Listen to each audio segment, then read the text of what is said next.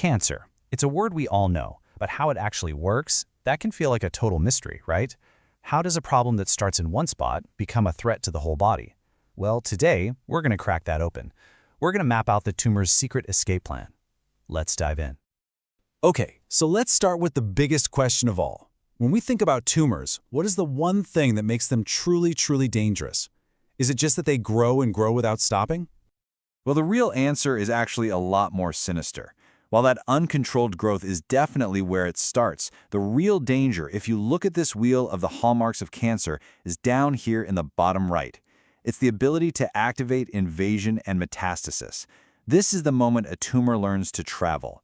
This is the breakout.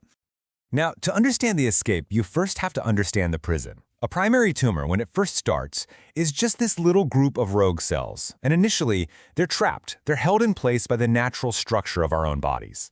And that prison, well, it has a name. It's the extracellular matrix, or ECM for short. The best way to think about it is like the scaffolding and glue of our bodies. It's this intricate mesh of proteins, like collagen, that holds all our cells together and organizes them into tissues. For a tumor to go anywhere, this is the first wall it has to smash through. So how does the breakout actually begin? This isn't just a random rush for the exits. It's a carefully planned invasion. And it all starts with step 1. The cancer cells have to loosen their grip on each other. What you're looking at in this diagram is the very first move in that escape plan. Before a tumor can even think about invading the tissue around it, its own cells have to break free from the group. You can see it happening in that first panel. They're starting to pull apart, detaching from their neighbors. Think about it like a team of mountain climbers all roped together. If one of them wants to go off on their own, what do they have to do first? They have to cut the tethers. That is exactly what these cancer cells are doing. And here's how they do it on a molecular level. The key player here is a molecule called E-cadherin. You can think of it as the superglue holding cells together. So what do tumors do? They sabotage it. They might mutate the E-cadherin gene itself, or they use these other proteins, with names like snail and twist, to just shut down its production. Once that glue is gone, the cells are free agents. All right, so the cells are now detached from each other. They're ready for the next phase of the operation, a full-on assault against the wall of the extracellular matrix.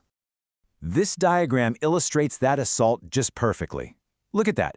The freed tumor cells, they don't just try to squeeze through. No, they actively dissolve the barrier. They release this powerful cocktail of enzymes and literally digest a path right through the matrix. It's like they come equipped with their own set of molecular scissors, just snipping and clearing away all the scaffolding that stands in their way. And this is a very specialized job. The cells deploy a demolition crew of enzymes. You've got matrix metalloproteinases, MMPs for short, and others like cathepsin D. These are the tools that chew through the collagen and other proteins of the ECM, basically blasting a tunnel for the tumor to move through. But wait, here's where it gets really devious. The ECM isn't just a wall. It's also a storage locker for things like growth factors. So when the tumor's enzymes are dissolving the matrix, they accidentally set free all these trapped goodies, like VEGF. It's like a burglar breaking down a door and finding the keys to the getaway car just sitting there. These released factors actually help the tumor grow even faster.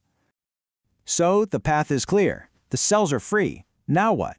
Well, now comes the final part of this local invasion, the physical act of moving into that brand new territory they've just carved out. And these two panels show you exactly how it happens. On the left, in panel C, you see the cell attaching, getting a grip on the newly exposed matrix. Then, on the right, panel D, it starts to migrate. It pulls itself forward. It's this fluid, continuous motion, a crawl through the breach. So how does this getaway work? It's a two-step dance. First, attachment. The tumor cells literally change the receptors on their surface, especially proteins called integrins, to get a better grip on the new terrain they just uncovered. Then, once they have that foothold, they start the migration, actively crawling and pulling themselves through the tunnel they've created. And this movement, it's not random at all. The cells are being pulled forward. They're following a trail of chemical breadcrumbs, signals called motility factors. A big one is called hepatocyte growth factor, or HGF. It acts like a beacon, guiding these invading cells deeper and deeper into the surrounding tissue. And just like that, the escape is complete. The tumor has breached its prison. So what happens next? And more importantly, why does knowing all this nitty-gritty detail matter so much? Because that four-step invasion we just walked through, that is the doorway to the entire metastatic cascade, which you see right here. Once those cells break through the first matrix, they can get into blood vessels and lymphatic channels. Those are the highways of the body. And that's what allows them to travel to distant organs and set up new tumors, which we call metastases. And this right here, this is the most important takeaway. Every single step we just outlined, from cutting the ecoherent glue, to using enzymes to dissolve the walls, to following those HGF breadcrumbs, every step is a potential vulnerability. It's a weak spot. And by mapping out this escape plan in such detail, scientists can design therapies that are basically counterplans, aiming to block each step and hopefully keep the tumor locked down. Which leaves us with a final, really powerful question. If we understand the escape plan this well, can we one day perfect the lockdown?